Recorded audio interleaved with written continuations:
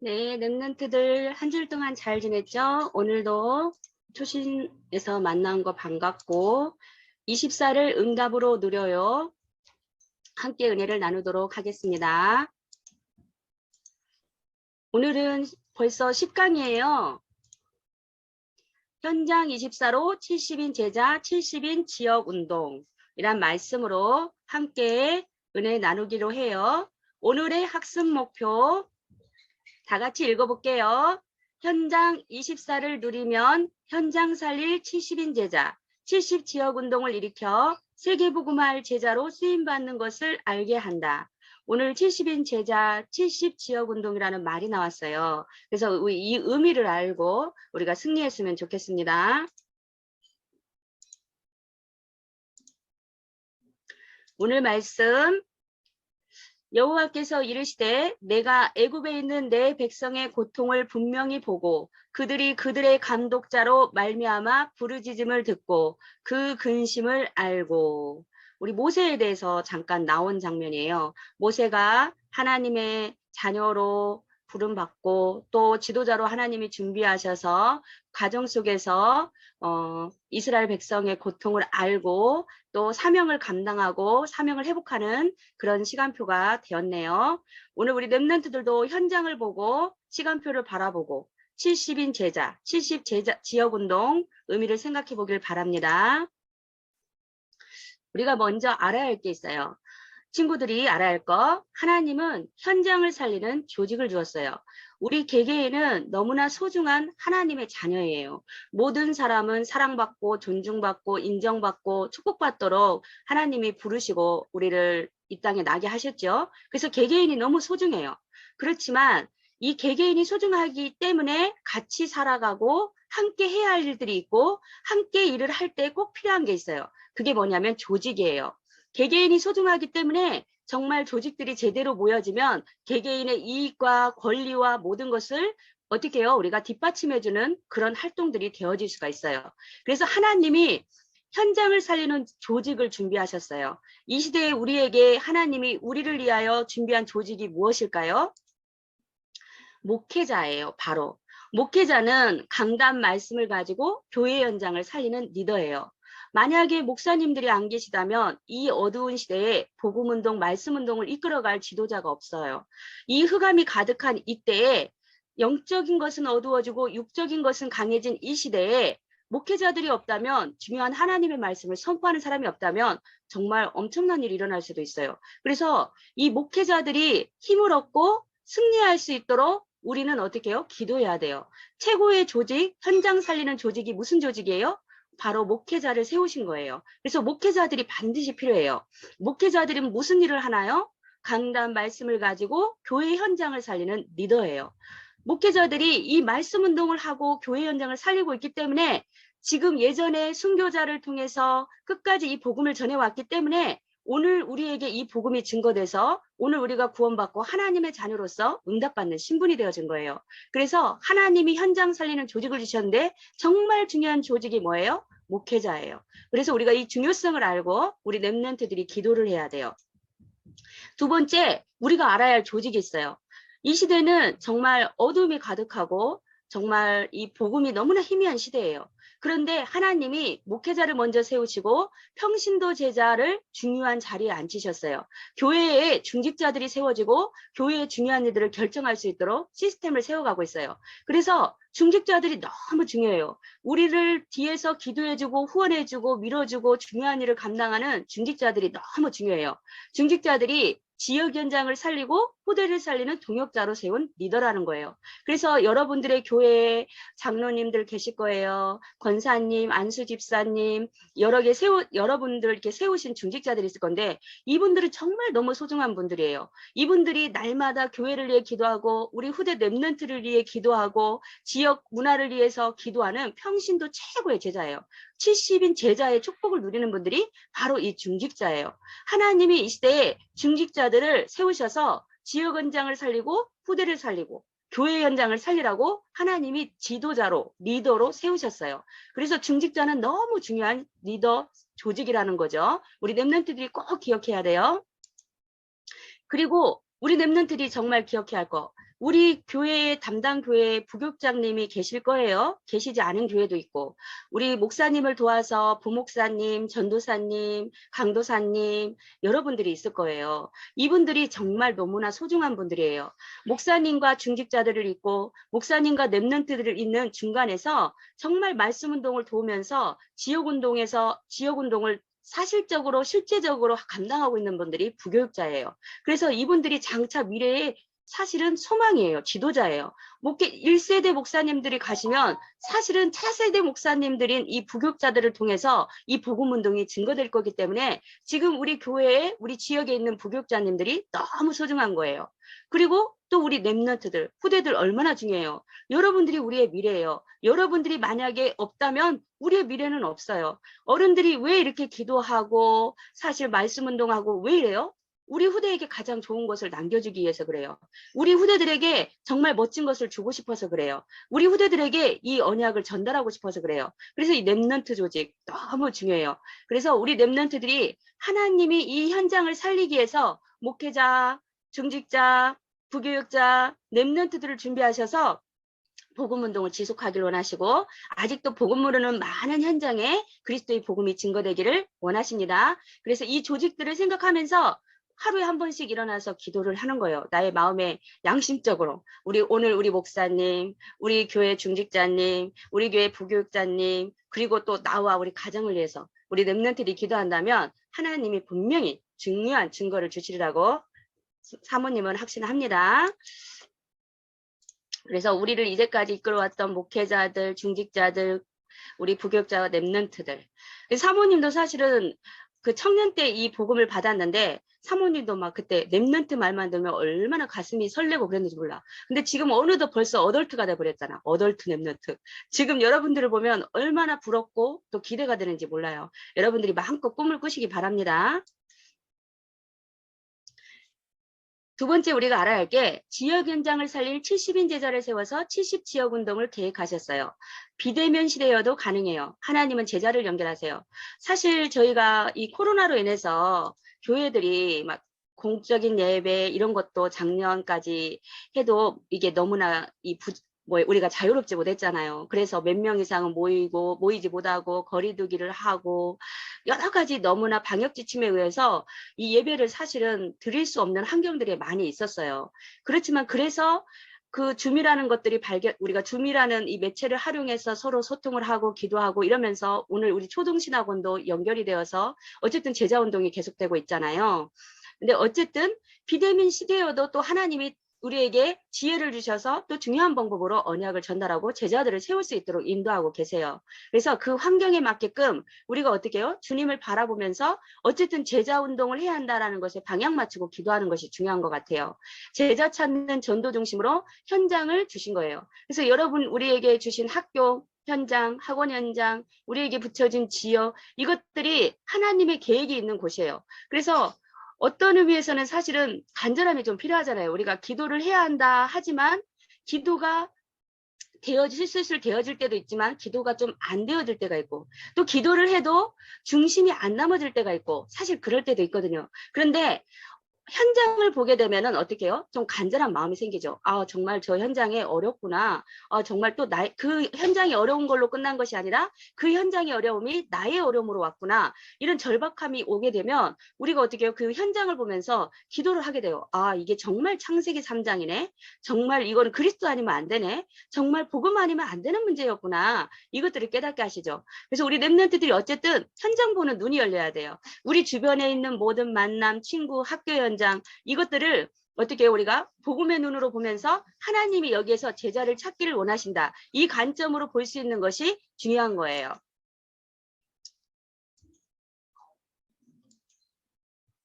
자, 지역 살릴 70인 제자를 세워서 70지역 운동을 계획하셨어요. 그래서 두 번째로 우리가 알아야 할 것이 뭐예요? 현장을 제대로 봐야 달란트를 주신 이유를 알 수가 있어요. 그래서 우리 랩런트들이 아까도 얘기했지만 현장 보는 눈이 열려야 돼요. 창세기 3장 사건 이후로 어떻게 해요? 우리가 불신자 6가지 상태에 빠졌잖아요. 영적 문제, 정신 문제, 육신의 문제, 그러면서 후대 문제, 내세 문제, 여러 가지 문제를 모든 사람이 안고 있어요. 복음 받게 있는 사람은 100% 6가지 상태에 빠져 있다는 거예요. 이것들이 보여지기 시작하잖아요. 그러면 여러분이 성공해야 될 이유, 축복받아야 될 이유, 달란트를 발견해야 될 이유가 발견돼요. 아, 정말 사람들이 어렵구나. 복음 밖에 있기 때문에 정말 어렵구나. 그렇다면 복음 가진 내가 정말 달란트를 발견해서 응답을 받아야겠구나. 현장을 보면 여러분들이 달란트에 대한 소망이 생겨요. 아까도 우리 말씀 전에 문화 서밋, 기능 서밋, 영적 서밋 찬양했잖아요. 서밋의 자리로 가야 될 이유를 발견하게 돼요. 여러분이 영적 서밋 되면 사실 하나님이 달란트를 좀 보게 하세요. 나의 달란트 지금 막 고민하고 있을 거예요. 나는 달란트가 뭐지? 초등학교 고학년이 됐으면 나도 어느 정도 좀 생각을 해야 하는데 그런데 사실은 지금 한 7, 80% 정도가 초등학교 7, 80% 정도가 미래의 꿈이 뭘까? 이러면 사실 꿈을 꾸지 않는 시대가 됐어요. 그래서 모르겠어. 사모님이 주변에서 좀 물어봤는데 70%, 80%는 꿈을 꾸지 않아. 예전에 사실 우리 어릴 때는 그래도 초등학교 때, 국민학교 때는 친구들 꿈이 뭐예요? 막 이거를 초등학교 1학년, 2학년 때부터 교과서적으로라도 꿈에 대해서 많이 생각을 했던 것 같아요. 근데 지금은 너무 다양해지고 또 자유로워져서 그런지 모르겠는데 상위 한 20% 정도는 꿈에 대해서 생각하는데 나머지는 너무나 평준화돼 갖고 꾸며? 글쎄요, 몰라요. 이런 경우들이 정말 많더라고요. 근데 우리 친구들이 정말 이제 지금 고학년이 되었기 때문에 미래에 내가 어떤 달란트를 통해서 어떤 꿈을 꾸며 진로를 어떻게 나갈까? 평생 직업은 없을 수 있어요. 시대가 바뀌고 있기 때문에. 그렇지만 여러분이 좋아하는 거, 잘하는 거, 또 열심히 할 수 있는 거, 그런 것들을 생각하면서 분야를 좀 생각하고 개척하고 내가 영적인 서밋이 되는 건 당연한 거지만 기능 서밋이 될 것인가, 문화 서밋이 될 것인가, 정치 서밋이 될 것인가, 경제 서밋이 될 것인가, 여러분이 그 분야를 생각하고 기도하고 주님께 물어봤으면 좋겠어요. 그래서 우리 랩런트들 이제는 어떤 때가 됐어요? 70제자 70지역 운동은 랩런트 때 꿈꿔야 할 마지막 운동이에요. 우리가 정말 평신도 제자, 성경에 나온 모델들이 나왔는데 그리고 지역을 장악하는 모델들이 많이 있었는데 이 자리에 있는 랩런트들이 이제 꿈을 꿔야 돼요. 저 꿈이 나와 상관이 없어요. 이러지 말고 하나님 저도 지금 우리 교회에 있는 중직자들처럼 멋있는 평신도 제자, 70제자, 지역을 살리는 70지역 운동에 살리는 70제자, 전도 운동을 일으키는 제자 되길 원합니다. 기도하는 거예요.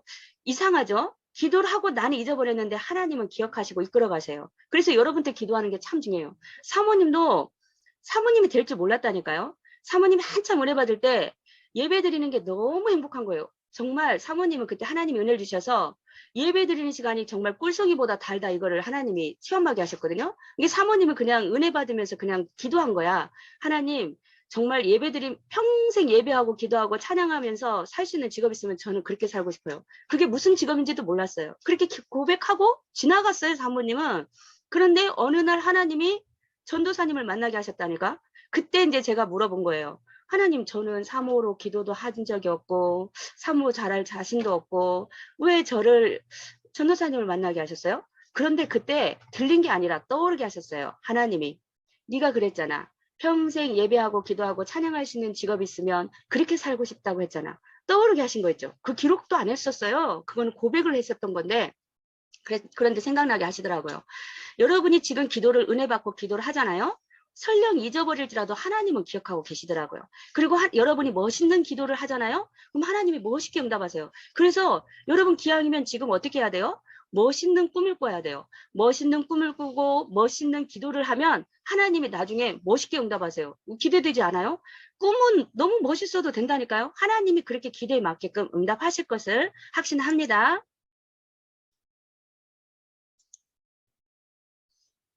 그래서 우리 랩런트들이 중요한 게 뭐예요? 아까 멋있게 기도도 해야 하는데 기도를 하려면 어떻게 해야 돼요? 기도 스케줄이 있어야 돼요. 그래서 기도 스케줄을 실천하면 70제자 70지역 운동을 체험할 수 있어요. 우리 아침에 일어나서 뭐를 해요? 정시기도. 어떤 친구는 아침형 인간이고 저녁형 인간이고 약간 좀 틀릴 수는 있어요. 아침에 잠이 많은 친구는 좀 이게 이겨지기가 힘들 수도 있어요. 정신이 깨고 해야 하니까. 그러나 일단은 성경에 보니까 중요한 인물들이 아침에 새벽에 주를 바라봤다는 기록들이 많이 있어요. 아침의 기상에서 정시기도를 해요. 생각나는 모든 것을 기도하며 하나님이 주시는 답을 찾아 갱신을 시작해요. 사모님은 좀 사실은 새벽이 좀 약하긴 약하거든요. 그러니까 새벽에 잘 못하고 아침에 하는데 요새 실천사항으로 성전 들려서 기도하기 이걸 해서 출근 전에 성전에 들려서 기도를 하고 있어요. 여러분이 아침에 일어나서 기도 제목을 잡아놓고 생각나는 걸 기도로 하며 응답을 받기를 원합니다.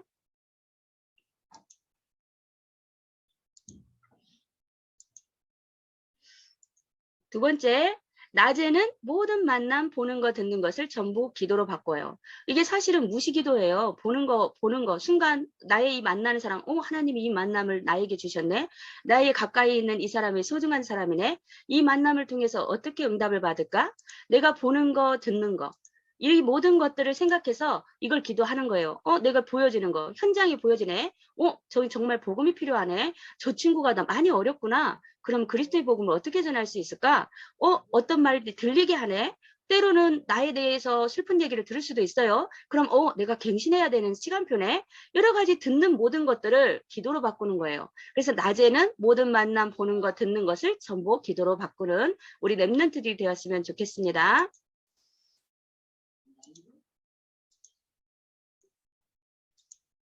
자기 전에는 하루를 완전히 하나님의 말씀으로 정리하며 집중 기도를 해요. 사실 저녁이 좀 조용하고 자기 정리하기 좋기도 해요. 그죠? 자기 이제 스케줄마다 좀 틀리긴 하겠지만 그 시간을 정하고 내 책상에 앉아서 내 책상에 앉든지 나의 자리에 앉든지 그건 여러분이 시간표에 맞춰서 앉아서 오늘 있었던 일 한번 기록도 해보고 오늘 말씀 이번 주 강단 말씀이 뭐였더라? 오늘 내가 붙잡은 말씀이 뭐였더라? 오늘 좀 성취된 말씀이 뭐지? 오늘 응답하신 게 뭐지?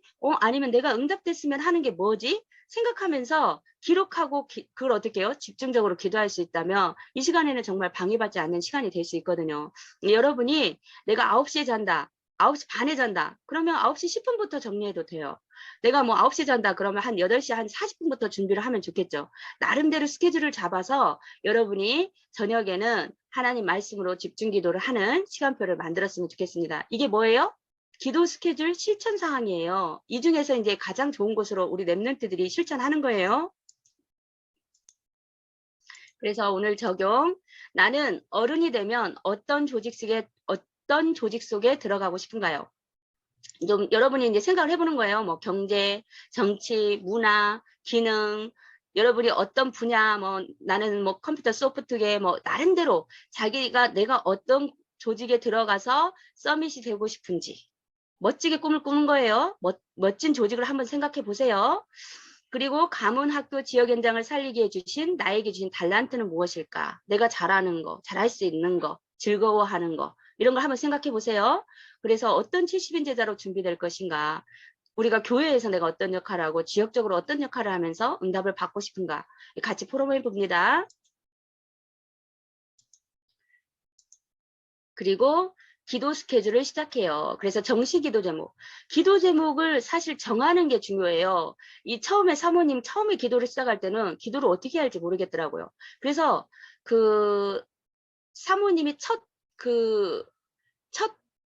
대표 기도를 한 때가 있었는데 그 대표 기도가 이제 중고등부 다닐 때 갑자기 이제 사모님이 이제 예배를 드리다 보니까 어느 날 마음이 오더라고. 누가 만약에 나를 기도를 시킨다면 이게 외적인 거지만 내가 과연 다른 사람 앞에서 기도를 할 수 있을까? 이런 생각이 순간 든 거예요. 그래서 어느 날은 제가 고등학교 몇 학년인지는 생각이 안 나는데 기도문을 쭉 적어본 거예요. 내가 어떻게 기도해야지?